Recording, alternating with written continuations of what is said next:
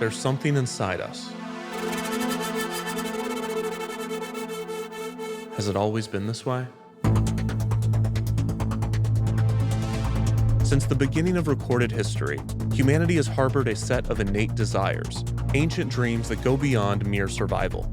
For thousands of years, our species has hoped to accomplish such seemingly impossible tasks as achieving flight, controlling the elements, and mapping the stars. Among these is a less discussed but enduring ambition: the desire to create life from machine. 4,000 years ago, ancient Egyptians devised speaking statues of their deities. These early mechanical figures could perform simple movements with jointed parts, such as the lifting of an arm or the turn of a head. The figures were supposedly operated by temple priests, who would speak to devout mortals on behalf of the gods, although in retrospect they were probably just improvising. In its time, this was impressive technology, but these statues required a live operator to achieve movement. Therefore, this was merely a form of puppetry. The hope remained for an autonomous device, a living machine, operated without the assistance of a human. This was the beginning of humanity's pursuit to achieve mechanical life.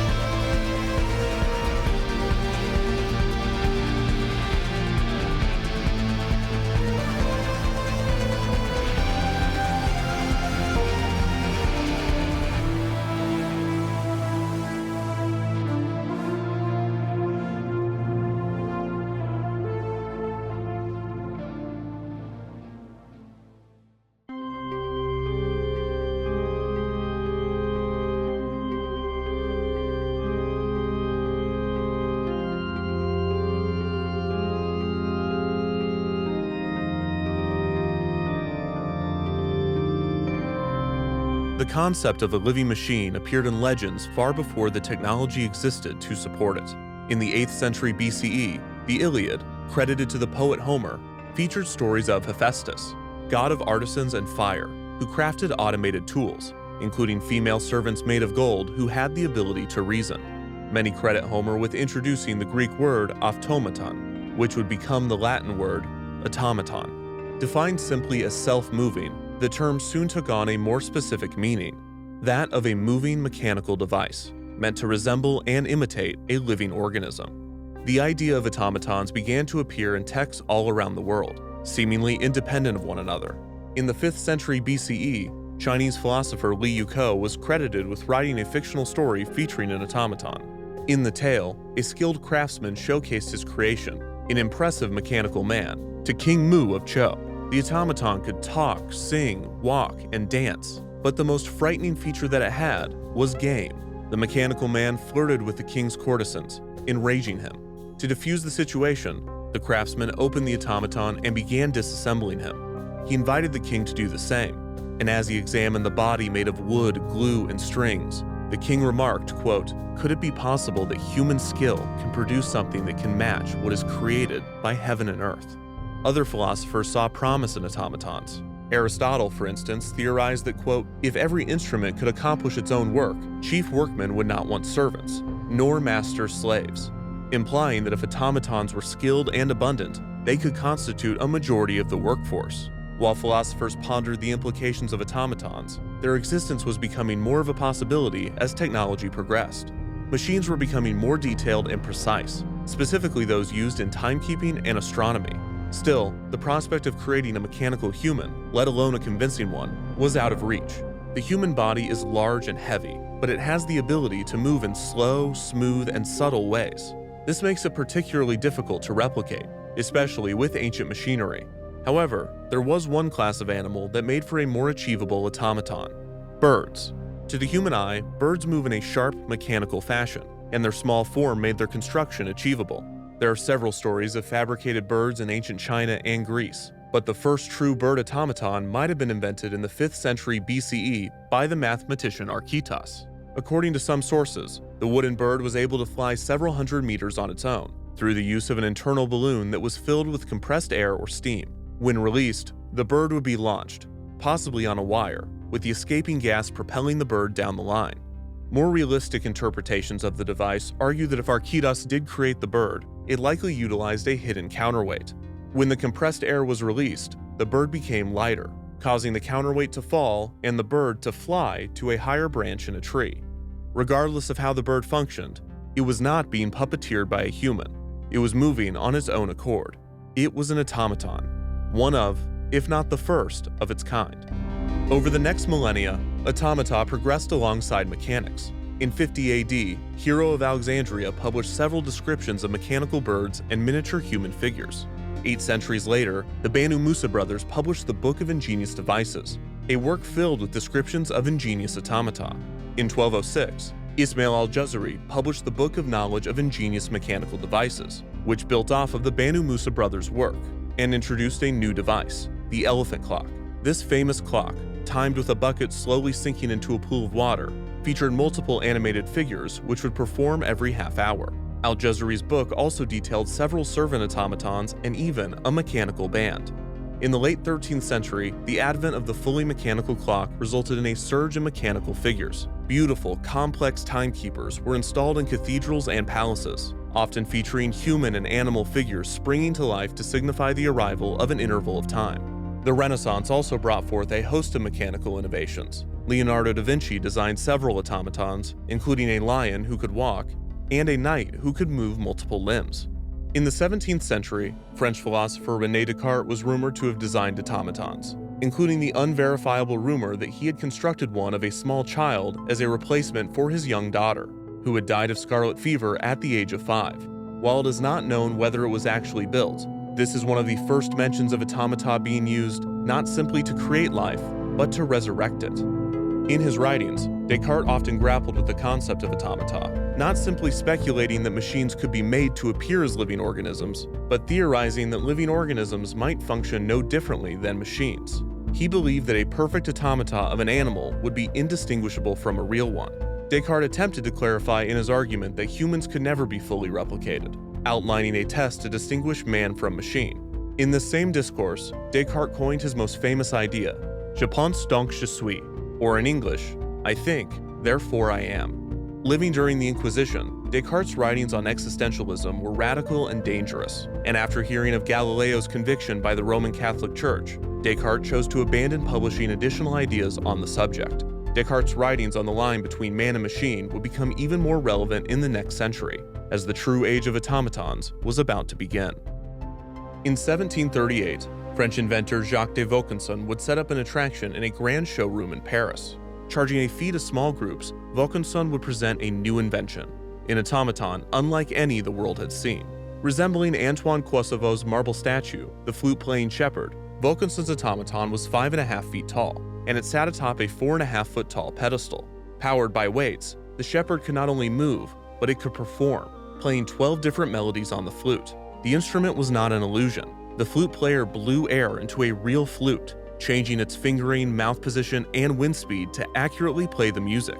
This was achieved using a complex series of bellows, gears, and pipes, with most of the mechanisms being contained in the pedestal below the statue. The largest piece of the machine was a cylinder, known as a camshaft. The cylinder featured a series of ridges and bumps. Several cam followers read these as the cylinders rotated, synchronizing the many pieces to create the programmed movements. In order for the mechanical hands of the flute player to accurately finger the notes on the instrument, Vaucanson had to use real skin on the hands. Or maybe this was not necessary for the machine to play the instrument, and Vaucanson just wanted to use real skin on the hands. As impressive as the automaton was, it was also disconcerting, and not just because it used real skin on the hands. Musicians were worried of the machine's ramifications on their profession. Some criticized the automaton's technique, but many untrained listeners could not detect the faults. From a philosophical perspective, the machine was most notable for its human-like movements. Specifically, since it was made to play a wind instrument, Vaucanson had to design the device so that air would blow out of the figure's mouth. The result, as many pointed out, was that the figure literally breathed. The French writer Voltaire labeled Vaucanson the new Prometheus. The following year, Vaucanson debuted 2 additional automatons, another musician, this one capable of playing the pipe and tabor, and a mechanical, gold-plated duck. The duck was capable of several lifelike movements, including eating grain and defecating it. Wilkinson claimed that there was a complex chemical system that achieved the digestion, but it would be revealed a century later that it was merely a hidden compartment that would release dyed breadcrumbs to appear as feces. Shortly after debuting these machines, Wilkinson took a position in the French government and claimed to be working on his most advanced automaton yet, an anatomically correct human being. Wilkinson would never finish this work, abandoning the project after becoming disgusted by it, with no additional context given. Wilkinson's 3 automatons, which he sold and would continue to be displayed, were widely influential. French philosopher Julien Offray de la Mettrie would assert in his work L'Homme Machine, or Man a Machine, what René Descartes a century earlier did not, that humans are no different than animals, and that humans function no differently than a machine. His views, which made reference to Wilkinson's work, were seen as extremely controversial, and La Mettrie was forced to flee France because of them. Automatons continued to be innovated past Wilkinson. By 1774, Pierre Jacques-Drouot and his son Henri-Louis Jacques-Drouot constructed 3 brilliant automatons: a musician capable of playing the organ, a writer capable of composing sentences, and a draftsman capable of drawing pictures. These automatons are remarkable for several reasons, most notably that they have survived and still function today. The mechanisms of the 3 figures are contained almost entirely within their bodies, a significant improvement on Wilkinson's figures, which relied on pedestals to conceal the machinery. Perhaps the most impressive and prophetic of any automaton from this era, the writer could be programmed to write any sentence without changing the inner workings of the figure. Within the boy's back, along a complex camshaft, existed the ability to write any letter, as well as spaces and punctuation. The shape of the letter key would change the position of the cam, so that the cam followers lined up with the corresponding letter. The result is one of the earliest programmable machines. Some of the most infamous sentences that the automaton was made to write over the years include references to Descartes' philosophical writings, including "I think, therefore I am," and the far more eerie "I do not think, therefore do I not exist." In 1769, Hungarian inventor Wolfgang von Kempelen debuted an automaton nicknamed the Turk. This automaton was touted as being an intelligent machine capable of playing chess. The Turk toured the world, playing prominent chess players and dignitaries, including United States Ambassador Benjamin Franklin. The Turk usually won its match, astounding the opposing player and spectators. While containing some automata, the Turk was primarily a hoax, with a hidden chess player below following the game above and puppeteering the figure's arm. Some of Kempelen's other inventions achieved their intended purpose more legitimately. Over the course of 2 decades, Kempelen developed a speaking machine. Like Wilkinson's flute player, this device used bellows and manipulated airflow to manually reproduce the sounds of human speech. Kempelen was not the only one experimenting in speech synthesis during this era. French inventor Abbé Michal and engineer Christian Gottlieb Kratzenstein also developed machines that replicated the mechanics and resulting sounds of human vocal cords, with Michal routing the sounds out of 2 sculpted heads. Michal and Kempelen's machines were capable of producing both vowel and consonant sounds, which some sources say could produce hundreds of words and speak multiple languages. French writer Antoine Rivarol, upon hearing the machines, wrote that the new technology would allow for the perfect preservation of 18th century French for the rest of time. Several reproductions of Kempelen's speaking machine have been created, so today we can hear exactly how the people of France sounded in the 1700s. French is a beautiful language. Over the coming centuries, other inventors attempted to improve on this design, attempting to build automata that could both move and speak like a human. For every significant feat in automata, there were thousands of other, less remarkable, but far more replicable automatons created and sold. Small music boxes with animated figures were created by skilled craftsmen and sold as luxury items. Birds were again a common staple of this art form, with wind-up boxes and miniature cages featuring singing mechanical avians. Automatons were created and distributed by people all over the world, resulting in this period, from the mid-1800s to the early 1900s, being referred to as the Golden Age of Automata.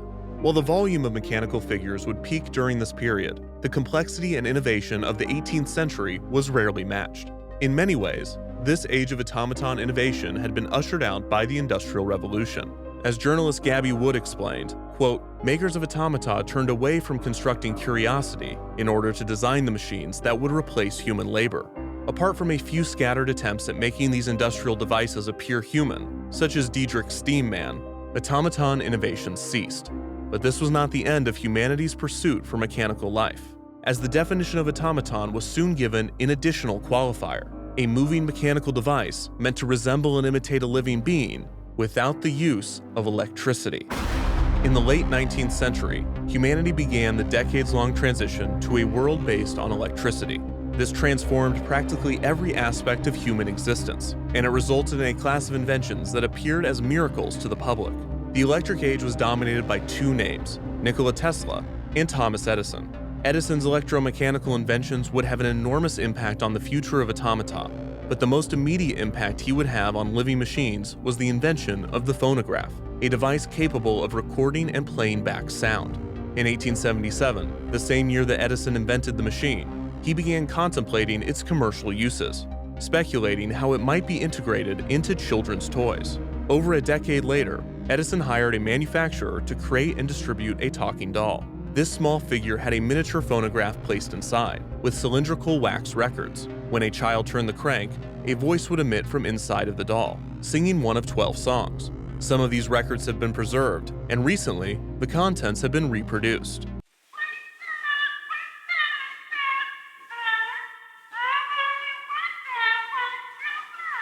Terrifying. The products were poorly designed and manufactured, and as a result, the dolls flopped, with Edison abandoning plans for a second generation. Shortly after the dolls failed, the phonograph's cylindrical records would be used in another entertainment device, fortune-telling machines. These figures had extremely limited movements, but their ability to play back different lines of dialogue produced a novelty that would become a staple of boardwalks and amusement parks. While not the most technically impressive, moving figures with human voices began to populate the world. This, along with other electrical innovations, elicited both wonder and fear from the public, sentiments that soon found a home in the emerging genre of science fiction. In 1920, Czech writer Karel Čapek wrote a play named RUR, in which artificial humans created for the purposes of labor rebel, resulting in the extinction of humanity. The play was a massive hit around the world, and is most famous for introducing the word robot.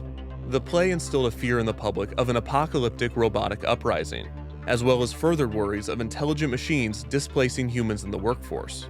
It also inspired many to experiment with robotics. Some of these early 20th century creations appeared in a humanoid shape, but were obviously machines, with visible screws and metal casing. While the robots in Čapek's play appeared as human, it would be these metal beings that would be commonly referred to as robots. Other inventors took a different approach. After watching Čapek's play, Japanese biologist Makoto Nishimura built his own robot, named Gakuten Soku. Nishimura's goal was to design a friendly machine that would be an optimistic companion to humanity, not a slave or an aggressor as the ones depicted in Čapek's play. Nishimura gave his robot skin made of rubber, and the machine was capable of moving its arms, turning its head, and most impressively, creating facial expressions. Gakuten Soku could smile by a mechanism that raised the corners of his mouth.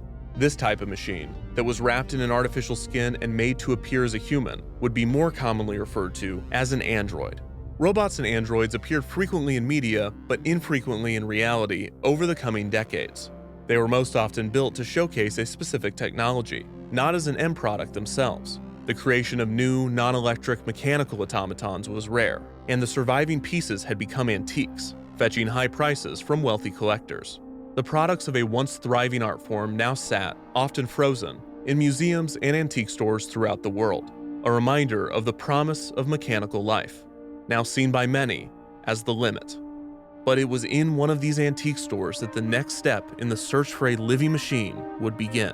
In 1949, in an antique store in New Orleans, a preserved automaton of a bird perched inside of a golden cage performed once again, flapping its wings and whistling a song. The sudden change in state, from still to full of life, enamored its potential customer, a filmmaker from California, Walt Disney. Walt purchased the strange bird, and after returning home, he brought it into his studio's machine shop, handed it to one of his employees, and instructed him to open it up and figure out how it worked.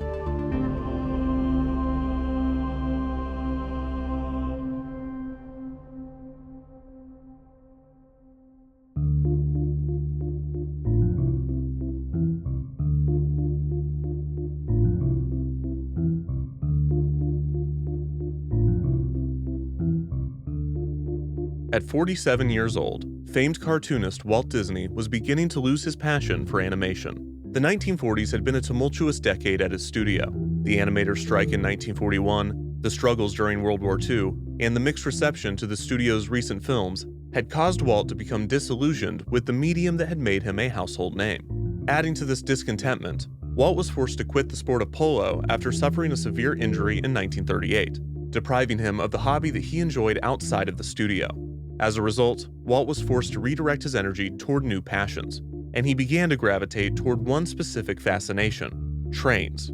A lifelong interest in locomotives was quickly becoming an obsession, one that he shared with several of his studio employees. Naturally, many of those that had a passion for trains were the machinists and technicians working at the Disney Studio machine shop. This department was tasked with developing many of the machines that were used in the animation process.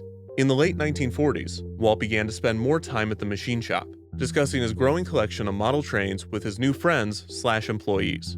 It was common for hobbyists to place their train sets within an environment made up of scale models. This might be why Walt began to develop a second fascination with sculpting miniatures. In 1949, Walt discovered the automaton bird in New Orleans, and it was at this point that all of his interests seemed to coalesce into a new type of project: a program show of moving mechanical miniatures, a type of three-dimensional animation that he would refer to as Disneylandia. Walt enlisted animator Ken Anderson, removing him from the Walt Disney Productions payroll and instead paying Anderson himself out of his own pocket. Anderson recalled that the pet project was, in part, derived out of Walt's frustrations with the other animators. Walt explained to Anderson, quote, "I'm tired of all you artists doing all the drawing and painting around here. You know, I can draw and paint myself. I'm going to do something creative too." Walt and Anderson worked together to design and sculpt a series of three-dimensional scenes. The intention was that each model would have programmed movement and synchronized sound. When a person inserted a coin into the machine, the models would come to life.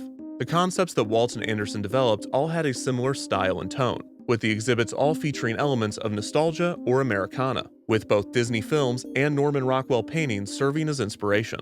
The first Disneylandia scene that the two created depicted Granny Kincaid's cabin from the Disney film So Dear to My Heart. The scene featured Granny sitting in her chair, which would rock back and forth as dialogue and music played. Walt would assist in sculpting this scene, but as Anderson explained, he, quote, wasn't any good at it, and Walt soon enlisted sculptor Charles Crisadoro to help with the project. Around the same time, Walt assigned the automaton bird to another animator and model train enthusiast, Wathel Rogers. Rogers was tasked with studying the automaton in and out. He pried open the bird's minuscule components, comparing it to deconstructing a piece of jewelry. When he was done inspecting the bird's innards, Rogers reconstructed the automaton so that it could perform once again. Satisfied with Rogers' work, Walt pulled him away from his animation duties, along with the head of the studio machine shop, Roger Broggie. Walt assigned Broggie and Rogers to another Disneylandia model, one that featured movement far more complex than that of Granny Kincaid's cabin. The new scene, nicknamed Project Little Man, was to feature a 9-inch-high performer dancing on a stage. Walt asked actor and dancer Buddy Ebsen to come into the studio to record a performance, filming Ebsen on a grid so that the animators could study his movements. As was common with automata, Rogers and Broggie utilized a large camshaft to program the figure's movements. When a bump was registered on the surface, a wire was moved to create a single action, such as the lifting of a foot. Anderson would construct a third Disneylandia scene, depicting a barbershop quartet singing in a barbershop. With several proofs of concept in the works, Walt proposed a way to showcase the models around the country. His plan was to place the exhibits, and you'll never believe this, on a train. The models would be installed in Pullman train cars, and viewers in cities around the United States would be able to travel to their train station to see the exhibit. Rogers, Broggie, and Anderson were able to get multiple prototypes to work, including the small figure in Project Little Man, which did appear to dance. However, the machines were severely limited by several factors. For one, programming the movements by adjusting the ridges on the camshaft was tedious and frustrating. The number of movements and the length of the performance was limited to the size of the camshaft. The camshaft also had to be placed close to the figure, and Broggie and Rogers had already made it quite large. After months of work, the team felt that they had met the limits of the technology and their own ability. Broggie explained to Walt that they were, quote, no further advanced than the 17th and 18th century kings of France who had commissioned the creation of little automatons that played musical instruments.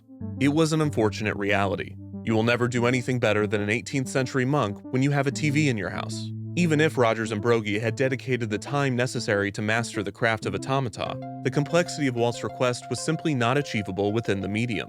Broggie proposed a solution. If Walt were to make a life-sized human figure, then more modern and advanced mechanisms could be placed inside of the body. This would result in more detail and lifelike movements. Walt considered the possibilities of Brogie's suggestion and responded to the idea with one of his most commonly spoken phrases: no.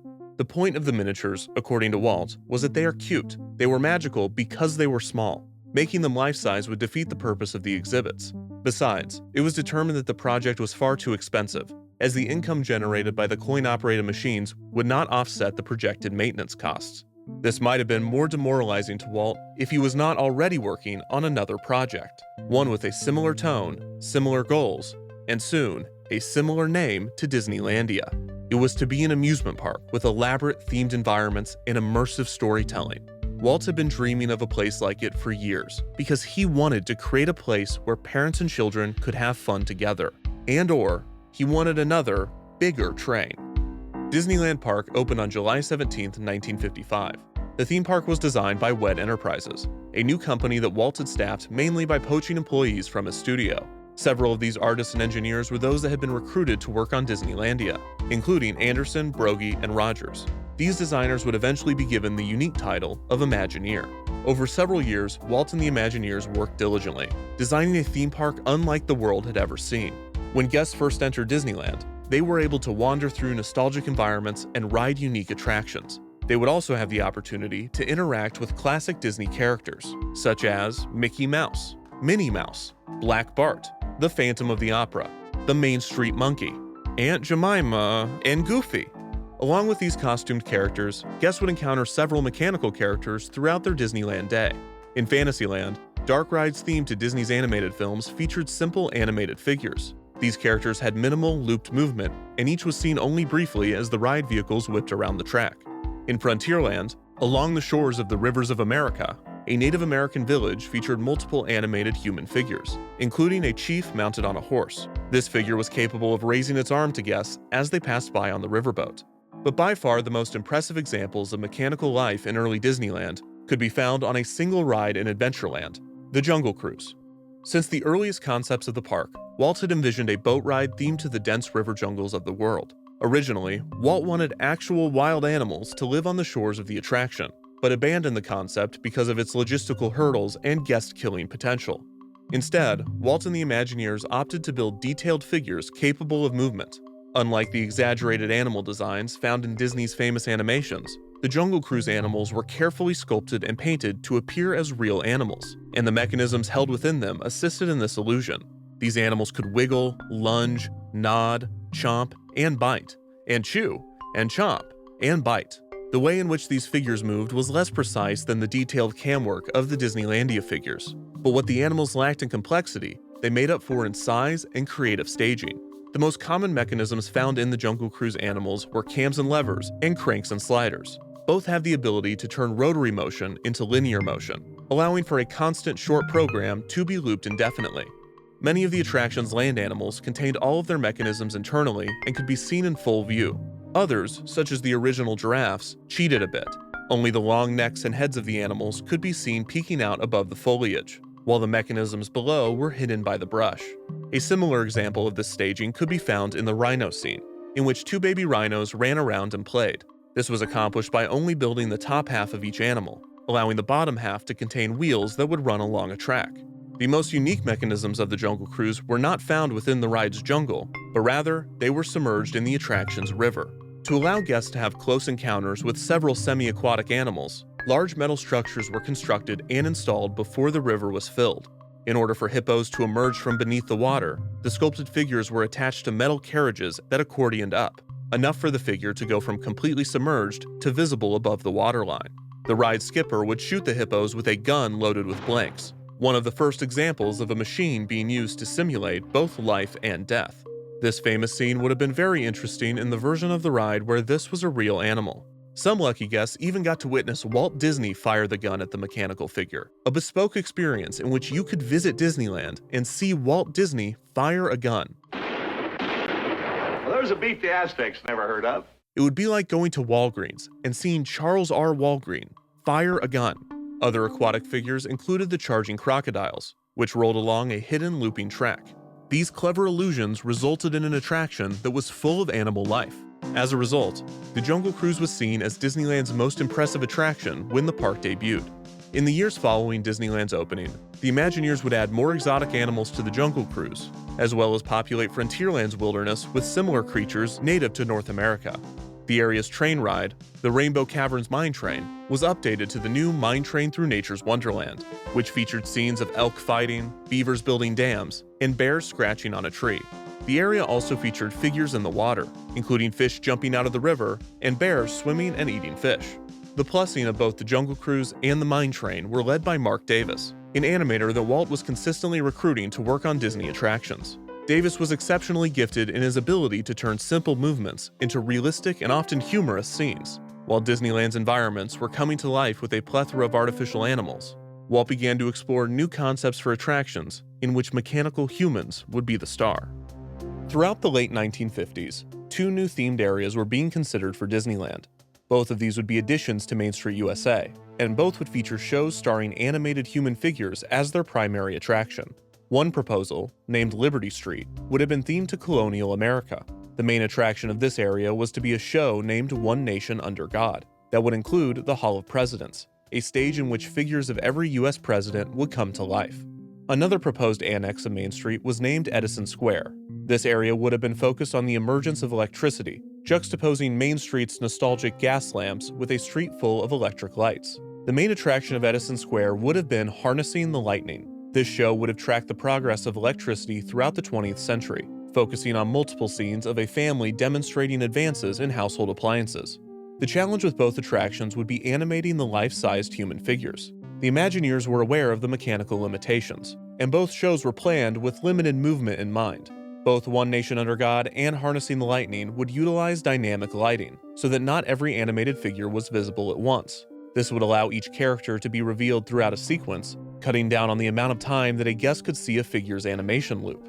The Hall of Presidents segment of One Nation Under God had the advantage of scale. 33 presidents would be depicted at once, so even if each had only the ability to turn their heads, the crowd effect would hide the rudimentary motion.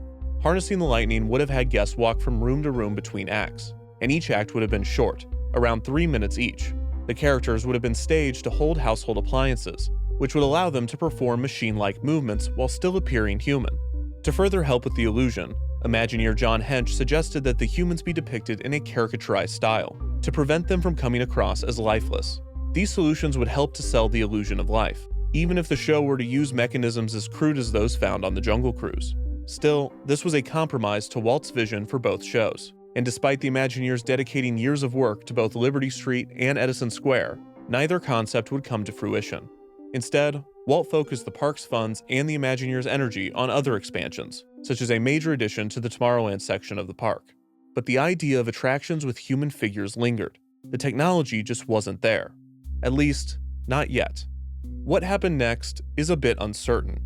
It was at this point, around 1959, that the Studio Machine Shop began experimenting with building a mechanical human head.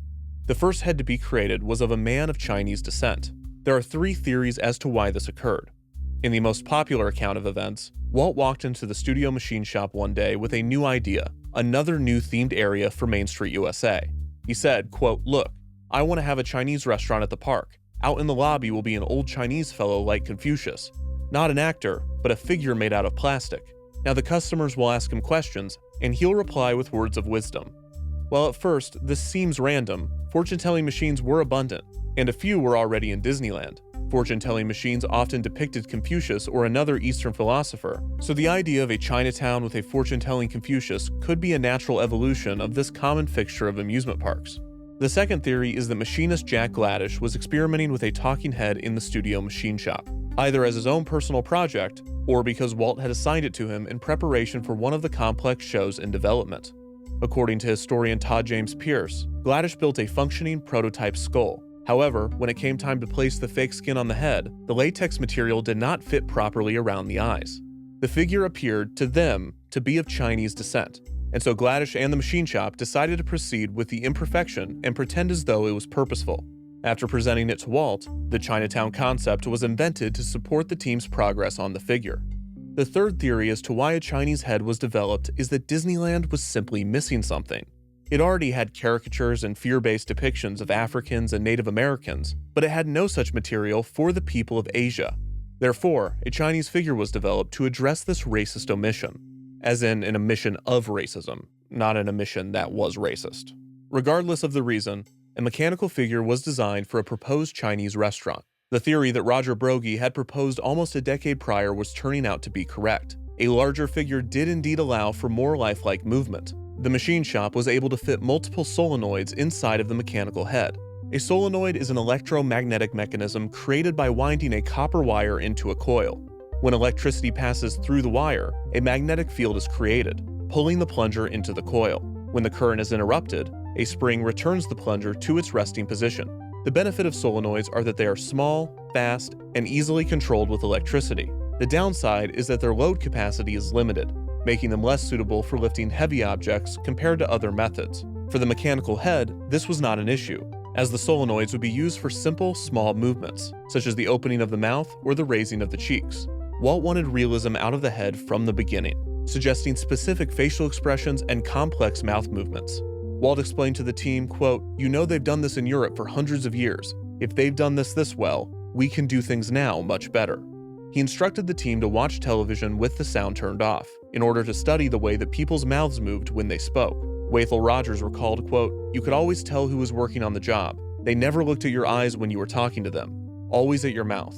One of the most significant obstacles the Imagineers faced with the mechanical figure was the skin. The latex used for the initial prototypes was not flexible or durable enough to last on the talking head, and Imagineer Harriet Burns had to constantly create new skin when one inevitably peeled and deteriorated. The Imagineers soon turned to a unique hot melt vinyl named Duraflex, which had properties that more closely resembled the flexibility and durability of human skin. The material also lent itself better to repairs if an issue did arise. While the mechanically inclined studio shop designed the Chinese head, the creatives at WED began to write the show for the Chinese restaurant. Disneyland performer Wally Bogue was recruited to help develop the attraction, which would feature several mechanical characters to support the Confucius figure. After guests had finished their meal, a dragon statue mounted to the wall of the dining room would suddenly come to life and speak. The voice would have been Bogue doing a stereotypical Chinese accent. The dragon would say, quote, "Honorable patrons look very happy, must have been something you ate." The show's main character would have been the Chinese human figure. Confucius was used as a reference, but the character itself would have been a fictional philosopher. One of the proposed names for the character was Grandfather Chung, as Disney hoped to secure a sponsorship from canned Chinese food brand Chun King, although this pitch would not have been helped by the fact that they misspelled Chun. The other name considered for the restaurant's wise sage was Chew Well. The philosopher would have been surrounded by mechanical birds, who would coo and sing as he delivered his philosophical teachings. He would begin his discourse with, quote, "Now that you have dined on food, it is time to dine on knowledge." Walt wanted the figure to be operated live by a hidden performer, who would respond to questions from the audience. The Imagineers might have determined that this would be more difficult than creating a program show. To address Walt's suggestion, they planned to pipe audio of canned audience questions into the room, in the hopes of fooling the real diners into believing that another patron had posed the question. For instance, a pre-recorded voice of a young girl would ask the philosopher why her father thinks that she talks too much, to which the philosopher would respond, quote, "Every young girl should be the picture of her mother, but not the soundtrack." Another line of wisdom from the philosopher was, quote, "Psychology books very handy if applied right, suggest 3 brisk strokes overhead of child." A white man doing his version of a Chinese accent while delivering jokes about child beating would have absolutely murdered a crowd in 1950s Disneyland, but it would not have the opportunity due to Walt's sudden and swift cancellation of the Chinatown area of the park. Despite the project being far into development, Walt apparently met with the team and declared, quote, "We're not going to do Chinatown. San Francisco and Los Angeles already have Chinatowns. There's no need for one at Disneyland." Chinatown and its restaurant were no more, but the development of an animated human figure would not cease. The progress made on the mechanical head had convinced Walt to move forward with One Nation Under God, focusing the attention of the Imagineers on the show's proposed star, a winkin', blinkin' Abraham Lincoln.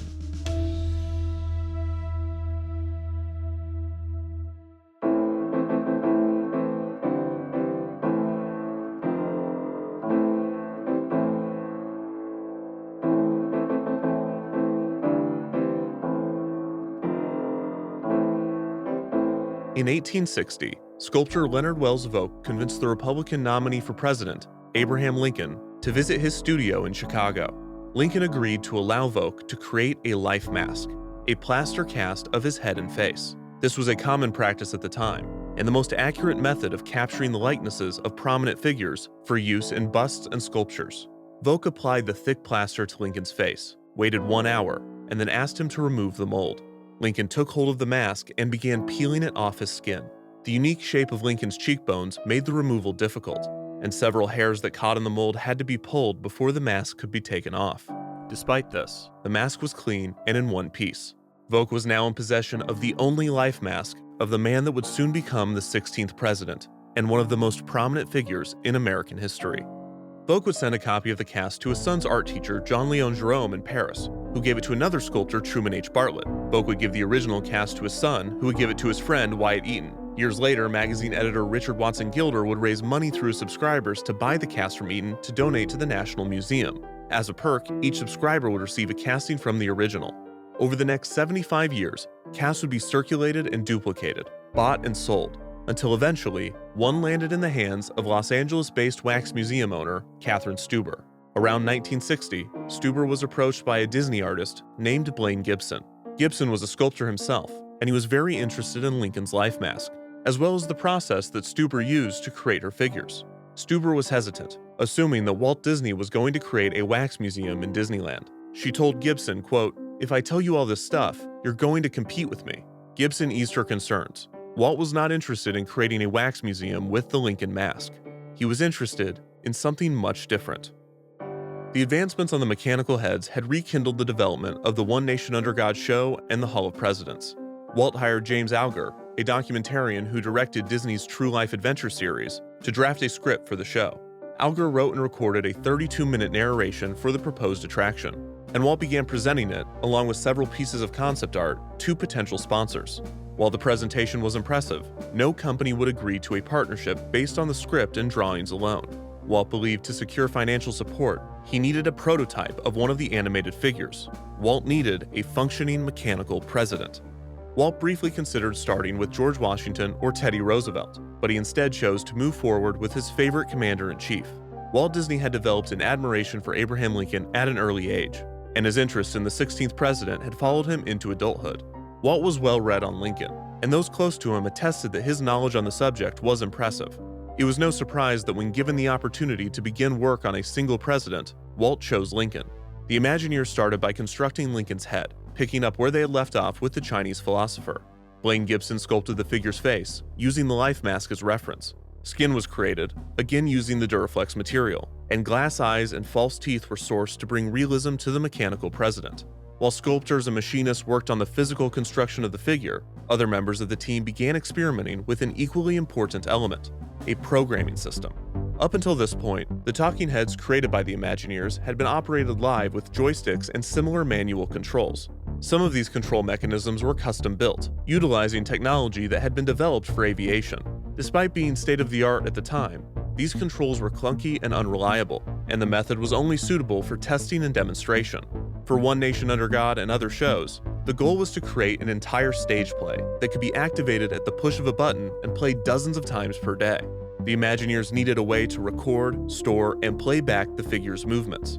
The first attempt at such a system was developed by Jack Gladish and utilized two things that were abundant at the Disney studio: film stock and moviolas. Moviolas were film editing machines that allowed an editor to play back the film while working, but Gladish would use them for an entirely different purpose. Instead of exposing the film stock to light and capturing a series of images, Gladish simply used the film as a canvas. On the surface of the film, Gladish brushed conductive silver paint. He then attached a connection to the moviola so that when the reel was played, a contact would graze the film's surface. When the silver paint would touch the contact, a circuit would be closed, causing a solenoid to be activated, resulting in a single action. When the silver was absent, the circuit would open, causing the solenoid to return to its resting position. This ingenious, albeit crude method was already far better than the programming systems that most automatons used.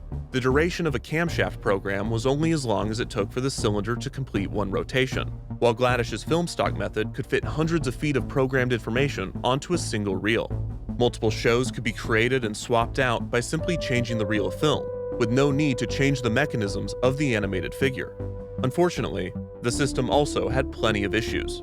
For one, the silver paint began to chip rather quickly, and the program needed to be repainted constantly.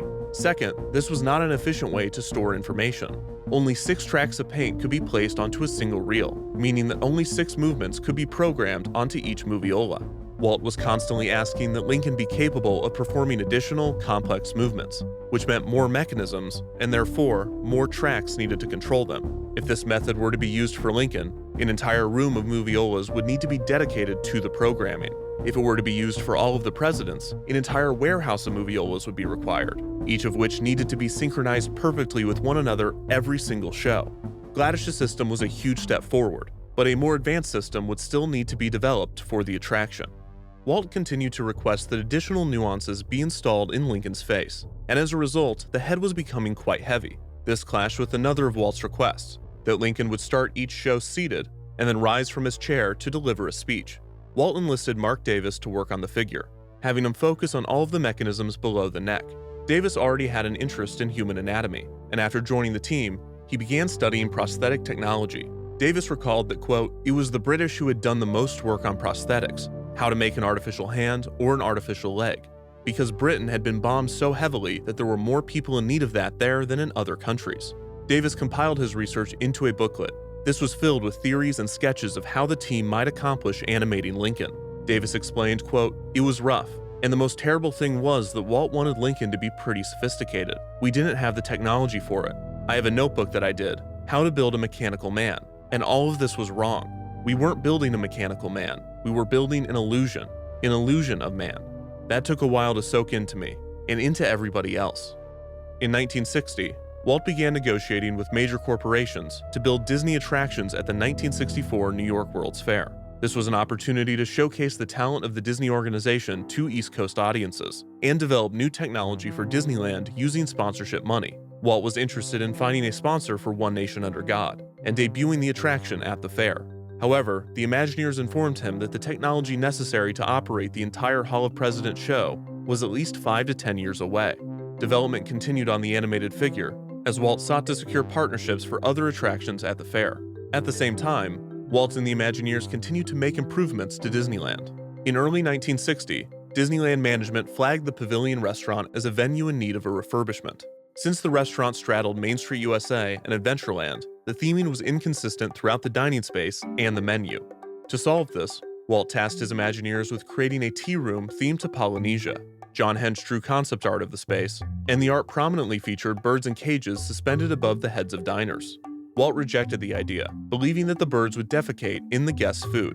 Hench pivoted and claimed that the birds in the art were actually mechanical birds. This idea was approved, and development on the Enchanted Tiki Room began. The restaurant borrowed many elements from the Chinatown restaurant concept, including the format of the dinner show and the use of programmed animated figures. As automaton makers had been doing for thousands of years, the Imagineers took advantage of the unique properties of birds, finding it much easier and quicker to achieve lifelike movement with the tiki birds than the Lincoln figure. Still, Walt demanded more naturalism than had ever been achieved with mechanical birds. Specifically, he wanted the birds to be able to puff out their chest as they sang. This was a particularly difficult task for designer Harriet Burns, who had to find a fabric that allowed for this motion. As with the talking heads, solenoids would be utilized. These were placed inside of the bird's back, and would give the birds the ability to quickly open and close their beaks. However, solenoids were too jarring and limited to provide all of the realistic movements that the Imagineers wanted to achieve. To accomplish fluid motions, pneumatic tubes using pressurized air were designed. A pressurized air system would be housed outside of the showroom, and tubes would be routed into the mechanical birds. This allowed for stronger, slower motion, which the Imagineers could easily customize by changing the pressure of each individual action. Like the solenoids, these mechanisms were digital, meaning that there were only 2 states, activated and resting. A joystick control was created for the birds, revealing the range of motion of the fully articulated characters. The joystick control had 2 buttons, one on the top of the handle that puffed the bird's chest, and one on the base that opened the bird's beak. Tilting the top of the handle forward nodded the bird's head. Pushing the entire lever tilted the bird's body, and rotating the handle side to side turned the bird's head. A few of the bird's movements were designed so that it had 2 extreme activated positions, with a resting position in the middle. For instance, while the joystick control and the pneumatic pressure gave the appearance that an operator could turn the bird's head gradually in either direction, in reality there were only 3 positions: resting, which in this case was looking forward, activated left, and activated right. The movement could not be stopped between these positions. Thanks to these advancements, the Imagineers were building the animated figures for the Tiki Room restaurant quicker, cheaper, and more predictably than any of the mechanical human figures. Because of this, the dinner show starring the singing tropical birds was fast-tracked through development. The only missing component was a reliable system to record and playback the performance.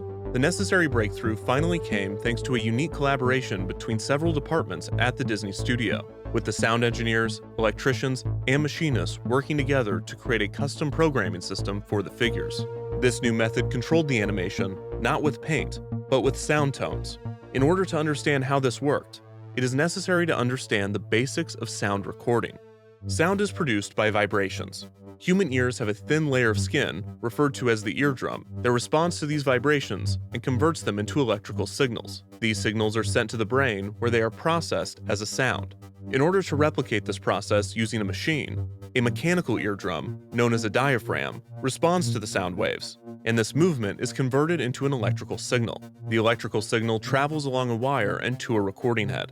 The recording head passes over a tape coated with a magnetic material. As it does, the electrical signal alters the orientation of the magnetic particles, imprinting the signal onto the tape and recording the sound. For playback, the process is reversed, with a playhead reading the stored magnetic information, converting it back into an electrical signal, and sending it to a diaphragm. This diaphragm vibrates, producing the sound that emits from a speaker. This process of recording sound has more uses than simply audio playback, and the engineers at the Disney studio devised a way to utilize this technology to create a system to control the animated figures.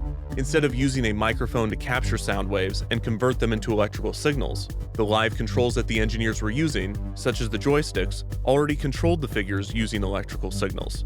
Just like sound, these signals could be recorded and stored onto a magnetic tape. If the signals from the live controls were played through a speaker, they would likely not sound pleasant, producing fuzzy, buzzing tones similar to electrical noise. Instead of sending this electrical signal through a playback head and to a speaker, the signal could be sent to a machine. This way, the Imagineers could use it to program the mechanical figures. When a tone was detected, it would activate a mechanism on the figure. This system functions similarly to the silver paint method, but the process was already a significant improvement. For one, the magnetic tape would not flake off like the silver paint. Additionally, the Imagineers could now program the figure's movements in real time, as opposed to before, when they were estimating the timing when painting with the silver. Magnetic tape recording had been around for decades by this point, and recent advancements had made the process more efficient. Master tapes were now often separated into 8 different tracks, meaning that 8 actions could be easily programmed onto a single master tape. This was already an improvement over the 6 actions of the silver paint method, but still not nearly enough to program a single figure, let alone a stage full of them. The Imagineers needed to fit multiple actions on a single track of audio. Luckily, a method to do this had already been created by aerospace engineers, who developed the technology for aviation and the space race. To understand this process, it is necessary to understand a bit more about sound waves. Sound waves are characterized by amplitude and frequency. When visualized, amplitude is the height of the wave and determines the amount of energy that the wave carries. In sound, this translates to loudness and volume. Raise the amplitude, the sound becomes louder. Lower the amplitude, the sound becomes quieter. Frequency is the number of cycles the sound wave makes per second, measured in hertz. In sound, this affects the character of the noise. A higher frequency is perceived as a higher pitch or tone. A lower frequency is perceived as a lower pitch or tone. A simple sine wave such as this would result in a single consistent tone, which is very rare in nature. Most sounds are made up of many waves of varying frequencies that combine into a complex wave. For instance, if 3 tones occur at once, one with a low frequency, one with a mid-range frequency, and one with a high frequency, the resulting compound wave would look like this. More complex sounds, such as a fully orchestrated music track or the human voice, have even more detailed sound waves. This combining effect is a natural occurrence, so the Imagineers could easily place multiple sounds onto a single track. When recording the figures, the Imagineers assigned each action its own frequency.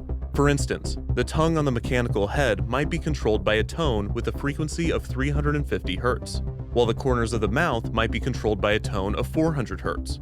The sound engineers needed to distribute the frequencies throughout the tape's recording range so that there was enough buffer between the actions to avoid interference. After all of the frequencies were recorded, they would naturally form a compound sound wave. But the individual information was not lost. It just needed to be decoded. The method to separate the actions on playback required a set of metal reeds, arranged in a bank. This appeared similar to a xylophone, and the process was not dissimilar to the musical instrument. In a xylophone, each key produces a different tone, determined by the size and shape of the key. In the reed bank, each metal reed is tuned to respond to a different tone. When a reed registered its resonant frequency, it vibrated, closing a circuit and triggering an action. For instance, if the Imagineers chose to control the corners of the mouth using a frequency of 400 Hz, a metal reed would be created to respond to frequencies of 400 Hz, and this reed would be connected to the circuit that controlled the corners of the mouth. The electric sound signal from the master tape was sent to the entire reed bank. Each reed listened to the entire range of sound, but could only respond to their assigned frequencies. This new method allowed for 10 to 20 actions per track, meaning that an 8-track master tape could have as many as 160 actions on it. The animated figures that utilized this system of audio tones were given the name Audio-Animatronics. The term animatronics was a combination of animation and electronics, but the audio part has a disputed etymology. The most common explanation is that the audio in audio-animatronics refers to the sound that emits from or near the figure. The fact that the animated figures can produce sound and synchronize their movements with it is what makes them audio-animatronics. Sometimes, though, Disney and the Imagineers working on the project have said that the audio in audio-animatronics is derived from the fact that the figures are controlled by audio tones. To illustrate this confusion, here's a clip of Walt Disney and a bird disagreeing on the origin of the term. Audio for sound. See, and electronically animated by sound. That's what he's trying to say. While 160 actions might seem like more than the Imagineers would need, it was still not enough to control an entire show. On top of the animated figures' actions, space needed to be dedicated to the program's audio tracks and lighting controls. The final piece to addressing this issue would be another system created outside of the Disney studio, a technology developed not for entertainment, but for nuclear war. The Imagineers utilized systems originally invented for the Polaris submarine-launched ballistic missile. There are mixed reports on exactly how Disney acquired this technology, and what exactly the technology was. Some sources claim that the information had been declassified.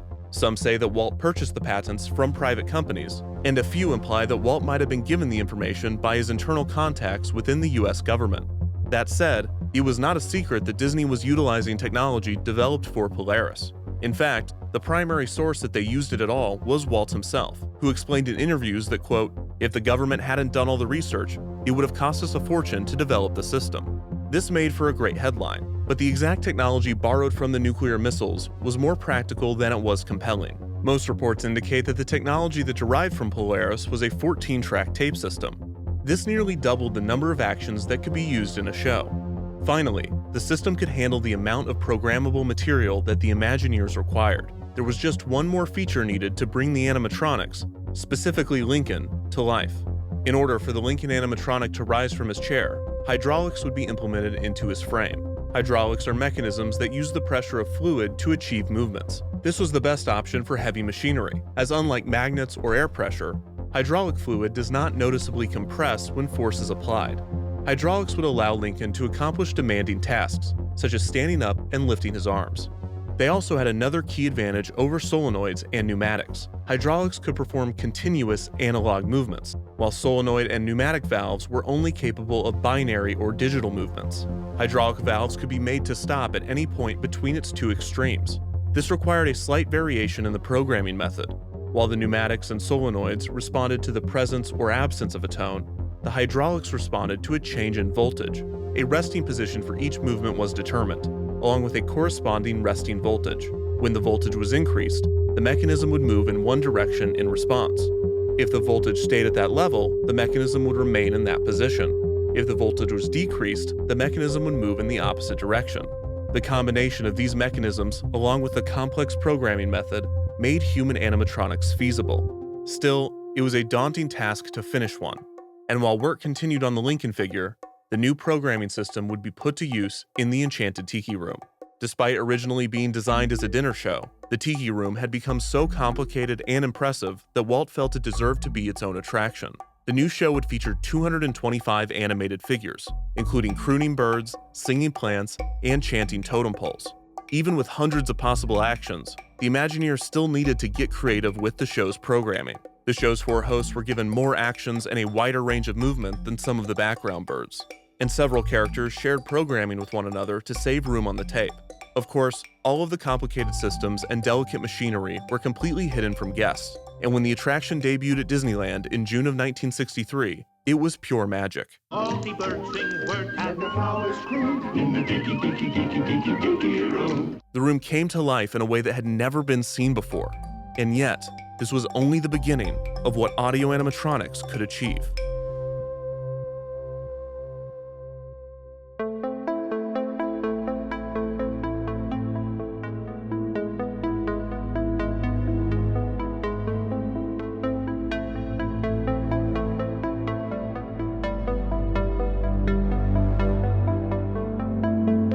In April of 1962, Walt Disney gave a tour of the Disney studio to the president of the upcoming 1964 New York World's Fair, Robert Moses. Walt was planning on bringing multiple Disney attractions to the fair, and he and Moses had developed a professional relationship as the event approached. Wanting to impress Moses, Walt offered to give him a preview of a secret project. Not only was the Lincoln animatronic a secret to those outside of Walt Disney Productions, but it had become a secret within the organization as well. Conflicts had arisen between the electrical engineers and the sound engineers, partly due to the rules of their respective unions. Walt, who famously had little patience or respect for unions, had decided to move Lincoln to a secret room at the Disney studio in January of 1962, allowing only his inner circle, namely Wathel Rogers, Jack Gladish, and Mark Davis, to continue work on the figure. As was customary with Walt's special guest drop-ins, the team was given little time to prepare Lincoln for the demonstration. When Moses entered the secret room, the Imagineers, operating the animatronic live, had Lincoln rise from his chair and reach out his arm. Moses shook hands with the 16th president in complete disbelief and declared, quote, "I won't open the fair without that exhibit." Walt informed him that the figure and the rest of the Hall of Presidents would not be ready in time, but Moses was insistent. The animatronic had to debut at the fair, and after some convincing, Walt agreed. Abraham Lincoln, 100 years after his death, was going to New York to deliver a speech. Moses had persuaded Walt to bring his Lincoln animatronic to the World's Fair, but convincing a sponsor to fund the expensive exhibit would prove to be more difficult. The One Nation Under God show, with its Hall of Presidents, would be far too expensive for any one sponsor, and the Imagineers were still struggling to get one president operating reliably, far from the 34 required for the attraction. Walt decided to scale the show down to showcase just the Lincoln animatronic, who would deliver an address directly to the audience. This caught the attention of the state of Illinois, the self-proclaimed Land of Lincoln, who were interested in sponsoring a state pavilion at the fair and potentially including the animatronic Lincoln as the main attraction. Illinois state officials were flown to California to view the figure, and like Moses, they were more than impressed. By August of 1963, a deal had been made. The state of Illinois allocated $1 million for their pavilion, with a significant portion going to the Lincoln figure. Disney had requested $600,000 to deliver and maintain the animatronics for the 2 seasons of the fair, and after some questionable accounting assistance from Moses, the arrangement was finalized and announced to the public. This is when the protests began. Concerns over animating a real historical person had existed since the impetus of the project. While monuments and wax museums were common and featured realistic 3-dimensional depictions of historical figures, replicating and animating a dead person was another story. Some historians believe Walt might have been inspired by an attraction at the 1933 Century of Progress Fair in Chicago, referred to as the Talking Presidents. This show featured figures of 6 U.S. presidents delivering pre-recorded speeches. These figures did have the ability to stand, but they likely had no animation beyond this. There's no proof that Walt saw this show, and the attraction was not widely reported on at the time. Therefore, the first time that the public would truly ponder the ethics of animating a historical figure would be with Walt's Lincoln animatronic, and the dissent began within the Disney organization. Imagineer Harriet Burns initially believed, quote, "No, we can't do the presidents. They actually existed. If we make a mistake, everybody will know." Sculptor Blaine Gibson explained, quote, "My feeling was that we shouldn't be fooling with something that Americans considered to be historically sacred." When Walt showed the prototype to a minister, he was aghast, responding, quote, "It was all right for you to bring fairy tales to life and for you to create a human-like mouse, but to create a man, That's usurping the powers of a higher authority. These initial objections were just the beginning of the flood of criticism the project would receive upon announcement. Newspapers in Illinois called the concept of a Lincoln robot grotesque. The Herald and Review deemed it, quote, a cheap carnival trick that would demean the memory of Lincoln and degrade the Illinois exhibit. Walt and Moses traveled to Illinois to give a presentation on the project to the state legislature in hopes of quelling the negative press. Walt explained at the meeting, quote, I have more at stake in this than the state of Illinois. I am staking my reputation on this, my integrity. I am not a carnival operator. Walt's presentation helped ease some concerns, but it did not dispel all criticism. One person that attended the presentation argued that, quote, it's almost as ghoulish as the idea to play a mock recording of the voices of the 4 presidents enshrined at Mount Rushmore. Another scoffed, quote, the next thing they'll have Mouseketeers giving guided tours of the White House. Newspaper columnist David Feltz penned a scathing criticism of the figure's creation, writing, quote, the very idea of a life-size figure of Lincoln, fashioned from fiberglass and plastic, animated and given a tape-recorded voice, is revolting even if the figure should be exhibited only in a wax museum on a carnival midway. But that such a macabre effigy is to be the central attraction of the Illinois exhibit should stir vigorous protest here in Lincoln country. Walt moved forward with the project despite the pushback, and he would end up building 3 additional attractions for the fair, each of which prominently featured audio-animatronics. PepsiCo's UNICEF Pavilion would feature It's a Small World, a boat ride through scenes in which the children of the world sang in harmony. Most of the characters in the ride were simple mechanical figures animated using cams and levers, but a select few were programmed with magnetic tape and synchronized with the ride's music. Ford's Magic Skyway, a road trip through time, would feature mechanical cavemen and dinosaurs. Like It's a Small World, not all of the figures in the ride would be audio-animatronics, but the few that were would add dimension and energy to their respective scenes. General Electric's Progress Land would feature the Disney attraction at the fair with the most audio-animatronics, the Carousel of Progress. A direct evolution from Edison Square's Harnessing the Lightning show, the Carousel of Progress would follow a family experiencing the evolution of technology throughout the 20th century. The Imagineers designed and constructed 32 audio-animatronic figures for the attraction. While all were controlled by the show's master tape, some figures were more simple than others. As with the original pitch for the attraction, these basic figures would only be seen for a short time, and the characters were designed to appear as if they were operating a household appliance. Other animatronics in the show would be complex and would remain in view for several minutes. John, the father of the show's fictional family, had 30 unique programmable actions, and 4 versions of the character would appear throughout the attraction, one in each of the show's 4 acts. Recording the performance of the human animatronics turned out to be much more difficult than recording the Tiki Birds. There were 3 main methods the Imagineers used to record the animatronic performance onto the tape. The first was the joysticks. These were used mainly for the Tiki Birds, but they could be used for human animatronics as well. The downside to this method was the limited number of actions that the joystick could control, and the awkwardness of puppeteering a human with the handheld mechanism. The second method was controlling individual actions by turning knobs or adjusting sliders on a board. This would eventually become the standard way of programming Disney's animatronics, with custom control consoles designed to assist in the process. However, these consoles would not be created until after the fair opened, so the primary method for recording human animatronics for the fair attractions would be the third option, the most interesting method. For the Carousel of Progress, John and other members of the family were programmed by the Imagineers, mainly Wathel Rogers, using a specially designed control harness. This device was prominently featured on Disney's television special covering the fair attractions, and Walt acknowledged its strange look to the audience. Now this contraption here might look like something from outer space. While many have speculated that this method was faked for television, Wathel Rogers and others have confirmed that it was real, functional, and apparently as painful as it appears. The benefits of the control harness were that multiple movements could be recorded at once, and that the programmer was performing similar body movements to the ones that they wanted the figure to replicate. The drawbacks, though, far outnumbered the benefits. The programmer's movements were not directly copied to the figure, with the harness not being sensitive enough to perfectly replicate the range of motion. As a result, the actor needed to exaggerate their movements to make up for this. The operator of the control harness has to be a bit of a ham actor, as you can see. Because the hydraulics position was determined by the tones, the programmer needed to start and finish their performance in the same position, or else it would cause a jump in the voltage, causing the figure to spasm. In order to get the exact performance, the programmer needed to be in the harness for several hours, rehearsing and recording the movements again and again until it was properly recorded onto the tape. All of the actions could not be recorded at once, so the scene had to be performed by the programmer several times, each take focusing on a different category of motion. A mouth harness was also created to capture jaw movements, in order to match the figure's mouth closer to the vocal performance. The Imagineers would spend hours and hours recording different aspects of the animatronic onto tape, before combining them all onto a submaster. Only after doing this would the Imagineers be able to see all of their work put together.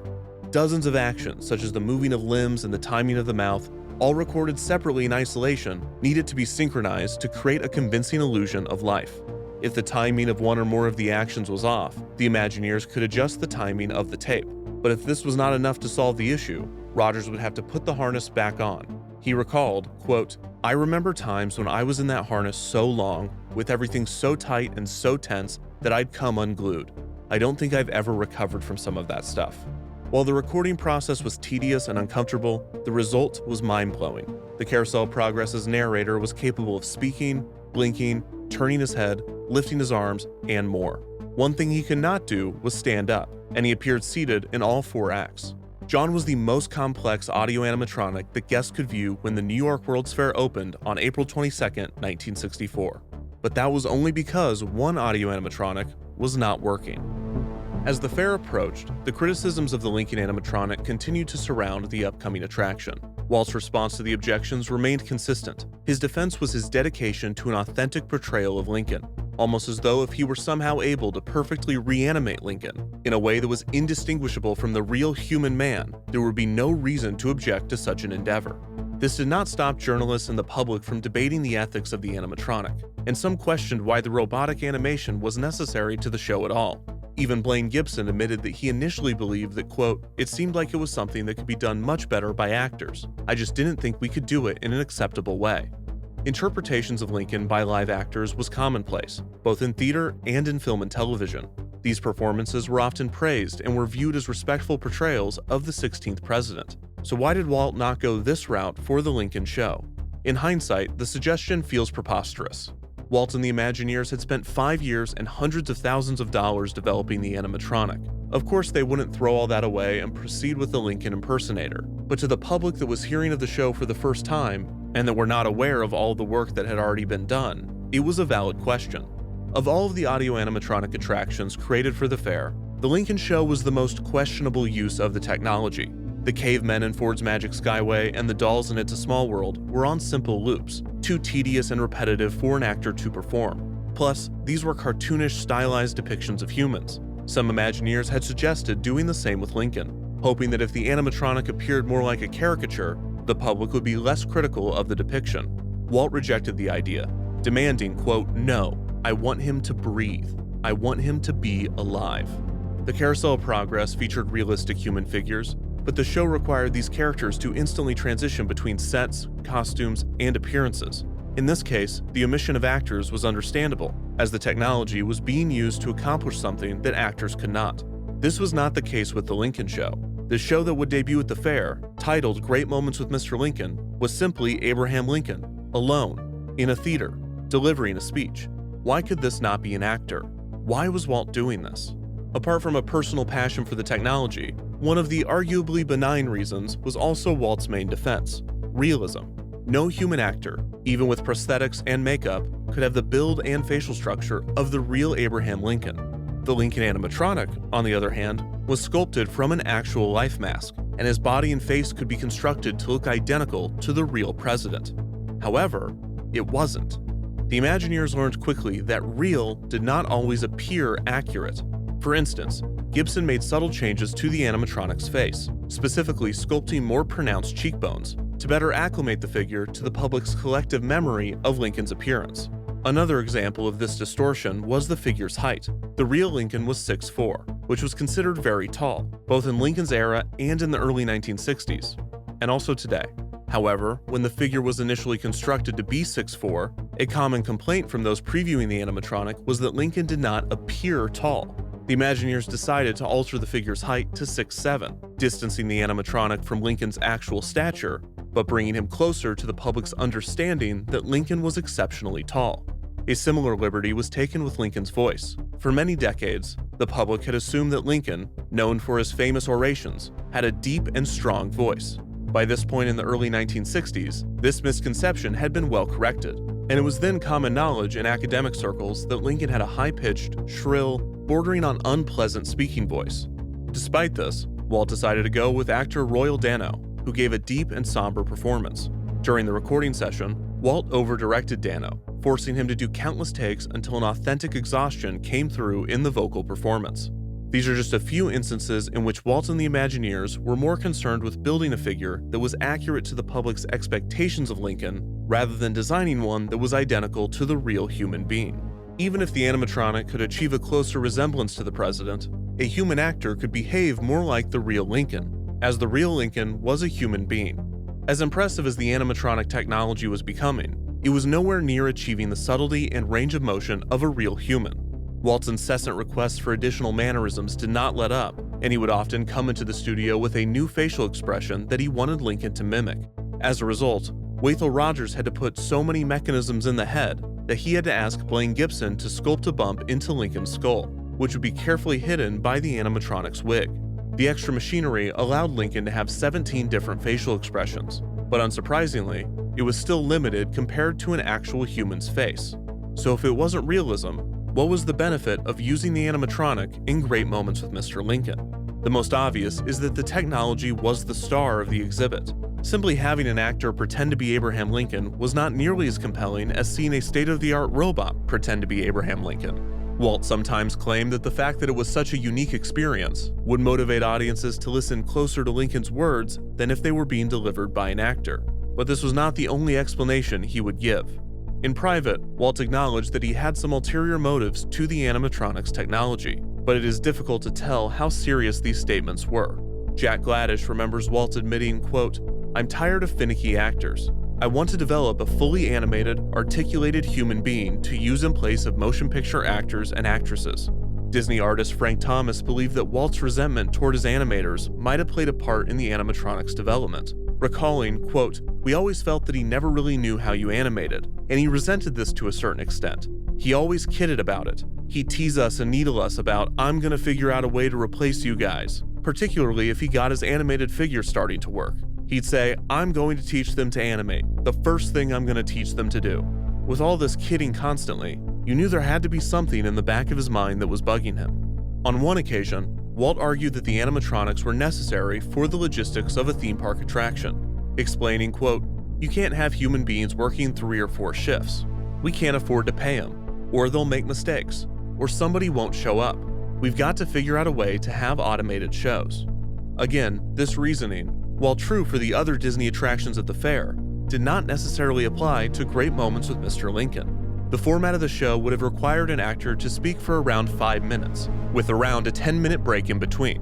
It would be highly unlikely that using multiple actors, even with makeup artists and wardrobe assistants, would have been more expensive than the animatronic, which cost between $500,000 and $1 million to build. Adjusted for inflation, that's $5 to $10 million today. And as far as a human actor not showing up for work, the animatronic was far less reliable, as evidenced by the fact that the Lincoln animatronic was not functioning when the fair opened. Realism, cost, and reliability might have all been pretext to obscure the true benefit of the animatronic technology in the eyes of Walt. His frustration that actors make mistakes and that they are finicky is evidence of his well-documented perfectionism and desire for control. The animatronic technology allowed him to literally dial in the exact performance he wanted. The mannerisms, the expressions, the timing could all be determined. There was no performer to interpret, to adjust, to adapt. Walt didn't need an actor to bring Lincoln to life through their craft. Walt could bring Lincoln to life, perfectly, every time, like a machine. Actually, a machine. There is one more theory as to why Walt decided to carry the torch of humanity's age-old search for mechanical life. Not for money, or power, or even control, but for no discernible reason at all. What if Walt was not aware of his own motivations? What if it was simply something inside of him? The same thing that had driven automaton makers to experiment with the craft for thousands of years. Some innate curiosity, drive, ego, something deep inside, not just Walt, but humanity itself. There is some credence to this theory.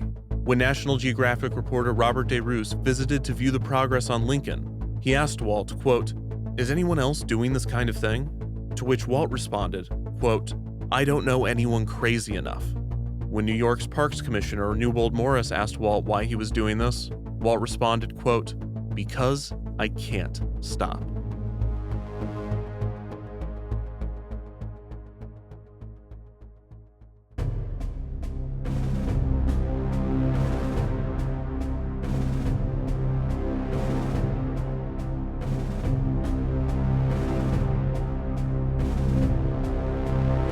On April 16, 1964, Lincoln passed his final testing in California and was shipped to New York City. The Imagineers then rushed to configure the show in the Illinois Pavilion. Lincoln was scheduled to deliver his first speech on April 20th at a preview for dignitaries and special guests of the fair. However, when Lincoln was installed and the Imagineers began testing, he did not work. The figure would go into fits, flailing his arms, freezing, and on at least one occasion, overshooting his chair and smashing it to pieces. There are several theories as to what the exact issue was. The most common story is that the power supply at the fair was different than the one that the Imagineers used when programming Lincoln in California. The fair's power supply was unreliable and experienced constant fluctuations. According to John Hench, these surges would change the electrical signals and cause Lincoln to go into spasms. The Imagineers pulled 20-hour days in an attempt to get the figure to work in time for the preview, to no avail. When the day came, a full room of special guests were already seated to watch the show when Walt was informed by his team that Lincoln could not perform. Walt walked out onto the stage and delivered the bad news to the audience. The 1964 New York World's Fair opened without great moments with Mr. Lincoln, and the Imagineers scrambled to get the attraction operating as soon as possible. Walt and the team refused to debut the figure before it was fully ready, knowing that if the animatronic were to malfunction, this would only add fuel to the controversy surrounding it. With this in mind, the Imagineers developed clever solutions around the figure's unpredictability. Originally, the resting position of Lincoln was seated, and when a malfunction occurred or an input signal was lost, the figure would quickly return to its seated position. This often resulted in Lincoln slamming into his chair, causing an abrupt and unsightly end to the show. The solution was to change the figure's resting position to be upright, so that when something went wrong, Lincoln simply remained standing. This way, the show could be stopped, with Lincoln retaining his dignity and saving the cost of another replacement chair. Additional safeguards were added to the attraction, such as CCTVs so that the operations could watch the show and quickly shut it down if a malfunction occurred. After over a week of long, stressful recalibration sessions with the figure, the Imagineers were able to get the animatronic to perform correctly. Mark Davis recalled, quote, "Mr. Lincoln went through his performance, and God, not one glitch. We wanted to hug him. The only thing was, you couldn't go up and hug a big piece of machinery like that because it could kill you. This thing had 500 pounds of hydraulic pressure. It could kill you. Sometimes you worked on it and forgot that it wasn't a human being. This thing could floor you." Of course, this certainly never stopped Walt from messing around with the animatronics. In fact, it's somewhat of a miracle that he didn't get his hand ripped off by one of these things. Perhaps they knew better than to mess with him. 2 weeks after the fair opened, on May 2nd, 1964, Great Moments with Mr. Lincoln officially debuted, and audiences were finally able to witness the reanimation of the 16th President of the United States. The world has never had a good definition of the word liberty. Even before its first performance, the attraction had already been deemed the most controversial exhibit at the fair, but many skeptics left the show impressed. The Imagineers programmed Lincoln to behave in a very subtle, dignified manner. Selective dynamic lighting assisted in the illusion, highlighting the most impressive aspects of the figure while hiding many of its defects. The script that Alger and Walt had landed on also received praise. The speech was not the Gettysburg Address, which the two felt was too predictable. Rather, a script had been written that incorporated excerpts from several of Lincoln's addresses. When initial reviews were published, the voice performance by actor Royal Dano received more criticism than the animatronic figure. Although some reviewers believe Dano achieved Lincoln's high-pitched, nasally voice better than other impersonators had. While the press was warming up to the animatronic Lincoln, the general response from the public was disbelief. Some people that were unaware of the premise of the attraction simply assumed that the machine was a real person. Imagineer Gordon Williams recalled people in the lobby after the show speculating, quote, "I bet that guy gets tired after doing that all day," and, quote, "They must have more than one actor, and they take turns." Some were so convinced by the illusion that they misremembered Lincoln doing something that the figure could not have possibly done, such as one reporter who claimed that the animatronic had the ability to walk forward. Some even believed that Walt Disney was lying, and that Lincoln was a human actor pretending to be a robot. A few guests went as far as to throw things at the figure to see if it would flinch, but most were simply spellbound.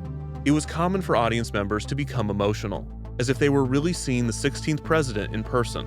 Abraham Lincoln's great-grandson, Robert Todd Lincoln Beckwith, attended the attraction, reportedly watching the show 3 consecutive times, crying during each viewing. Science fiction author Ray Bradbury would praise the animatronic, writing, quote, "In such an age, it would be foolhardy to ignore the one man who is building human qualities into robots. Robots whose influence will be ricocheting off social and political institutions 10,000 afternoons from today." Disney has set the history of humanized robots on its way toward wider, more fantastic excursions into the needs of civilization. While the general consensus was that the Lincoln figure was impressive and respectful, it would be inaccurate to claim that all criticism vanished. Journalist Mike McGrady wrote, quote, "What it is, it's a thing. It's a thing that looks and acts precisely as Abraham Lincoln would have looked and acted if he'd only been a robot." The face, stretched over a rigid plastic base, reflected all the subtle emotional variations of a drowsy goldfish. In his review, McGrady claims that the audience he sat with was unimpressed, with one patron saying, quote, "It was disconcerting. He didn't seem to know what he was saying," with another adding, quote, "Certainly it's sick, sick, sick, but it's also fascinating. With just a few refinements, Disney can make human beings obsolete." One editorial writer, Ralph H. Johnson, wrote that the Lincoln figure was, quote, "dignified but seemingly arthritic," questioning, quote, "Why could not a real-life actor have spoken the lines?" The answer, of course, is that the exhibit would have been a flop. Its success depends upon its appeal as a freak show. Try as the inventor might, cold death will not surrender Mr. Lincoln. Novelist John Gardner argued what made the, quote, "obviously dead figure horrible was the ghastly suggestion, which had never occurred to Disney and his people, that all religion and patriotism are a sham and a delusion, an affair for monstrous automatons." In Richard Schnickel's derisive book, The Disney Version, he claimed, quote, "Disney, caught in the grip of his technical mania and protected by his awesome innocence about aesthetic and philosophical matters, had brought forth a monster of wretched taste. Are we really supposed to revere this ridiculous contraption, this weird agglomeration of wires and plastic? Here is the dehumanization of art in its final extremity." Criticisms of Lincoln's robotic resurrection persisted, but overall, the public was more excited about the possibilities of animatronics than they were concerned with their moral implications. Thus, the age of audio-animatronics had begun, and the world was quickly populated with a new breed of mechanical life. After the first season of the fair, the Lincoln animatronic was moved to Disneyland, where it would perform in the Opera House on Main Street. A new and improved figure was built for the fair's second season, and by the summer of 1965, Walt had 2 Lincoln animatronics performing simultaneously, one on each coast. After the fair concluded, the Carousel of Progress and It's a Small World would be moved to Disneyland, and Great Moments with Mr. Lincoln became a permanent fixture of the park. Toward the end of 1965, Walt had diverted much of his attention to his plans for a city of the future, his experimental prototype, Community of Tomorrow. But when he was developing ideas for Disneyland, animatronics were a core element of the new attractions. Several concepts that had been in the works for years, such as a tour of a haunted house or an encounter with a rogues gallery of pirates, evolved into expansive immersive rides, in which guests would be flanked by dozens of audio-animatronic characters. In preparation for the attractions, a new system to program the animatronics was developed. This was in part to find a balance between the simple, looped mechanical figures, such as the ones on the Jungle Cruise, and the complex audio-animatronics that were developed for the fair. Both Pirates of the Caribbean and the Haunted Mansion would be continuously moving rides, with guests passing through show scenes in boats and Omnimover vehicles. This meant that, like the Fantasyland dark rides and the Jungle Cruise, guests would only be able to see each scene for a short time before their vehicle moved on to the next part of the attraction. The magnetic tape was well suited for programming audio-animatronic stage shows, because it allowed for a long program of movement that could be wound onto a reel. This meant that a show could have minutes worth of programmed animatronic information and their accompanying audio tracks easily played back, but it also required the reel to be rewound before being able to play again. This was not an issue for Great Moments with Mr. Lincoln, as there was a break in between shows when the theater would empty and the next group would enter. During this time, the reel could be rewound and ready to play for the new audience. For Carousel Progress, each of the 6 theaters, Load, the 4 main acts, and Exit, would all share the show's master tape. and each scene needed to repeat immediately after the theater rotated. To solve this, a two-phase system was created for the show, so that while one tape was playing, the other was rewinding. Apart from this workaround already being complicated, this master tape system was not ideal for the new animatronic rides. For one, Pirates of the Caribbean and the Haunted Mansion would have far more animatronics than the Carousel of Progress.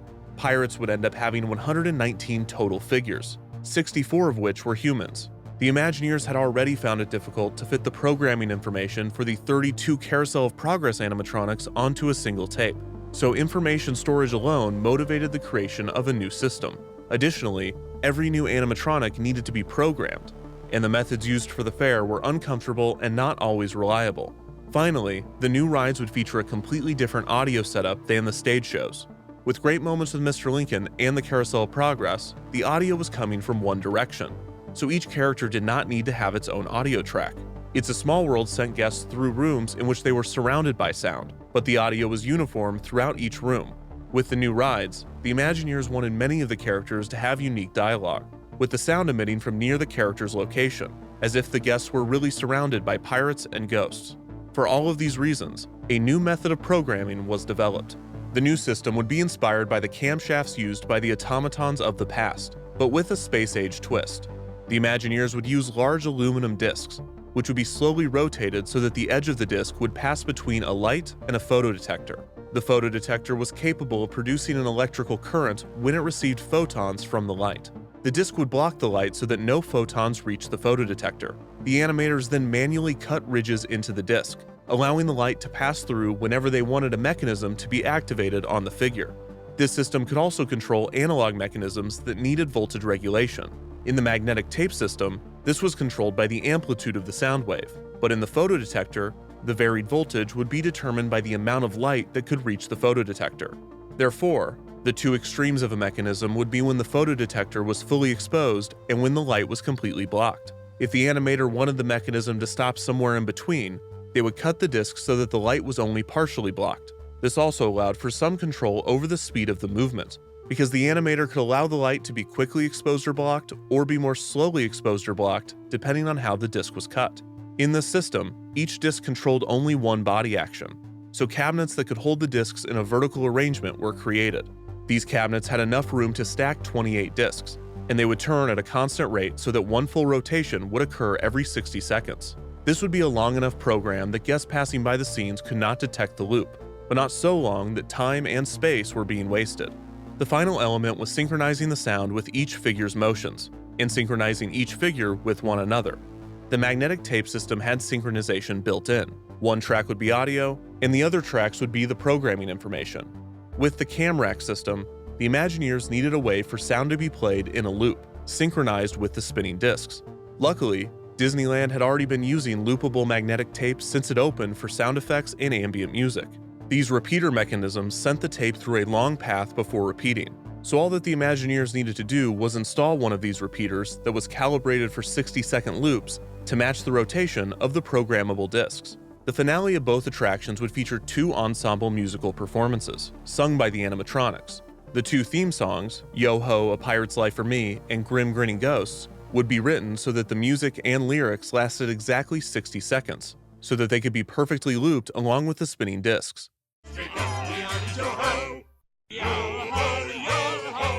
Different animatronics would sing different parts in unique voices, so that when the ride vehicles passed through the scene, the guests perceived the song as changing and evolving, when in reality, all of the animatronics were on a 60-second loop.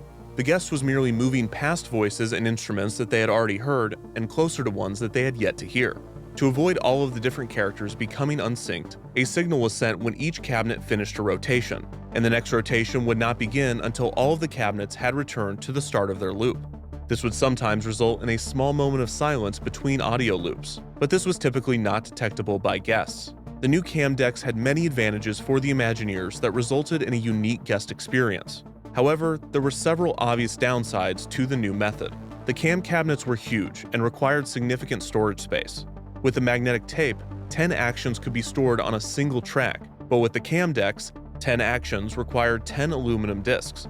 The cutting of the discs was also an annoying process. Not as painful as the control harness, but not as simple as pushing a button. The aluminum discs themselves would also wear out, requiring maintenance that often could only be carried out by WED and not the park's operations team. The cam deck method was another serviceable but imperfect method of controlling the animatronic figures. Predictably, it would not last for long. In late 1966, Walt Disney was diagnosed with lung cancer. In November of that year, Walt underwent surgery, and a portion of his left lung was removed. On the day he was discharged, he visited WED in Glendale to view the progress that his Imagineers were making on the numerous projects in development. Outside of the work being done on Epcot, many of these updates involved progress on new audio-animatronic figures.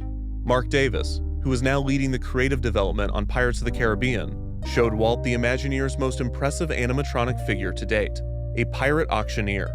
Davis lamented that the figure's sophistication would not be appreciated, as the boats would float by the scene so quickly that guests would not have a chance to appreciate the subtlety and complexity of the character's movements. Walt reassured Davis, explaining, quote, "We get so much repeat business here, that means each time we come down, we'll see something we haven't seen before." The Imagineers were also working on a renovation to Disneyland's Tomorrowland area, including plussing the Rocket to the Moon simulator. The attraction would be given an impressive pre-show, hosted by an animatronic flight director. Finally, Walt had been considering plans for a ski resort in Mineral King, California. Davis had been tasked with creating an animatronic show for guests of the resort's lodge. The concept was that a group of bears had formed a musical band and were putting on a revue for guests. Walt loved Davis's concept for the show, laughing at the drawings during his visit to WED. After Walt had been briefed on all of the projects, he asked to be taken home. On his way out, Walt turned to Davis and said, "Goodbye, Mark." This was Walt Disney's last time at WED. He passed away 3 weeks later. Immediately following Walt's death, rumors began to circulate that Walt had been cryogenically frozen, to be thawed out at a later date when his illness could be cured.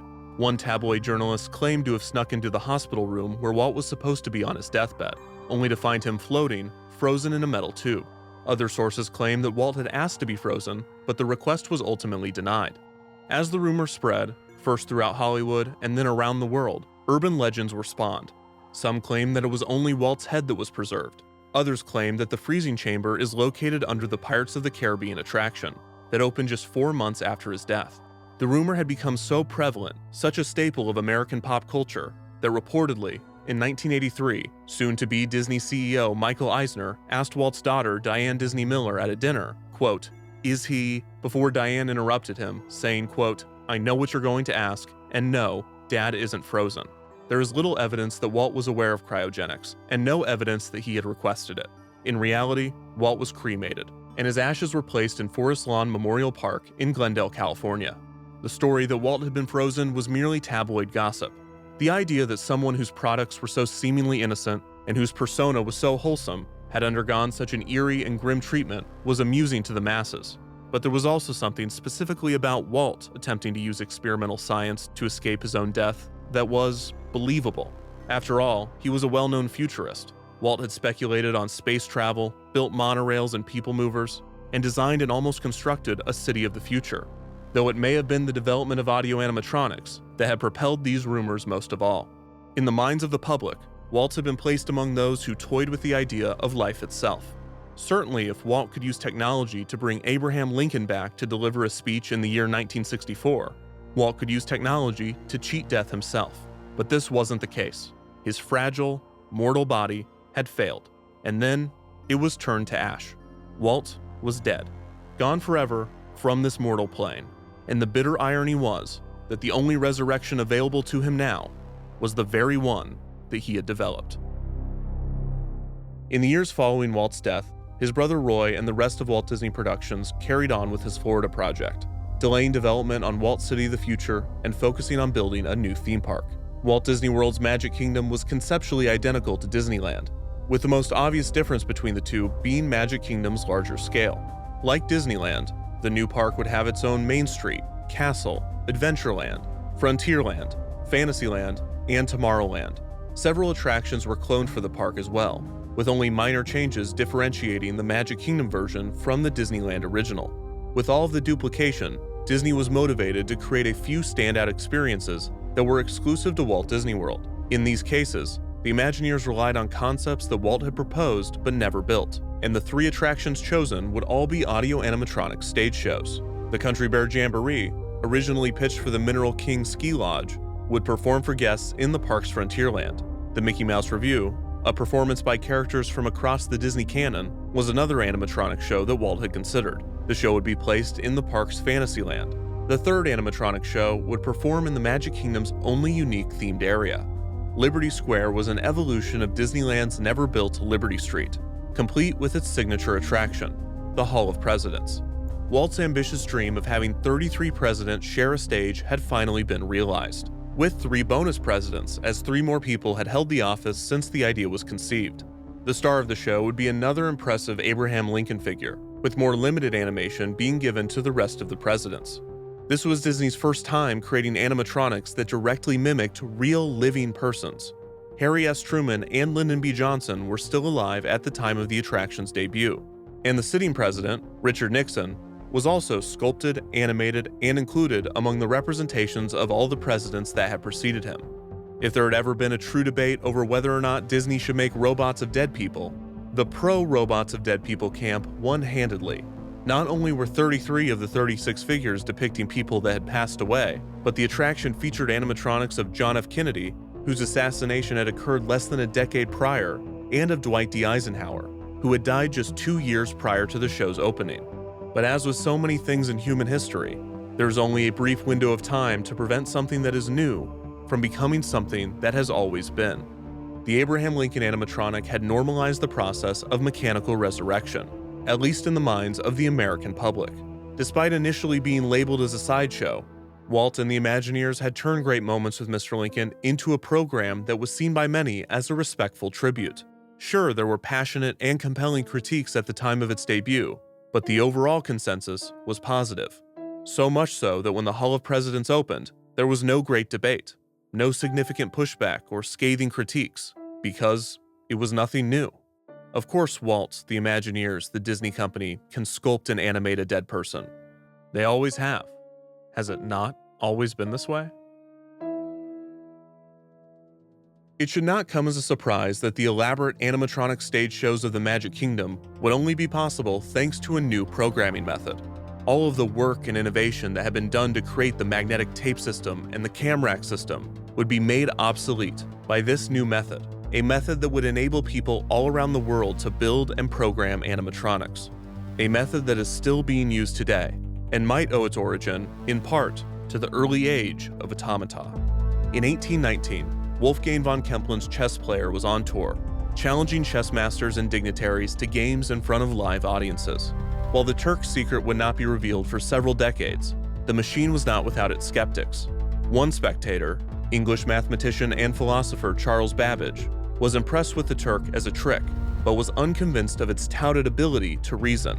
However, the spectacle reportedly inspired Babbage to dream of a machine capable of such logical skills. In 1822, Babbage designed a device he referred to as the difference engine, a calculating machine credited as the precursor to the modern computer. The computer would not just be the new way to program animatronics, it would be the key to unlocking the next phase of mechanical life, a living machine that appeared not just to move like a human, but to sense like one, to respond like one, to think like one. There's something inside of us, and we let it out.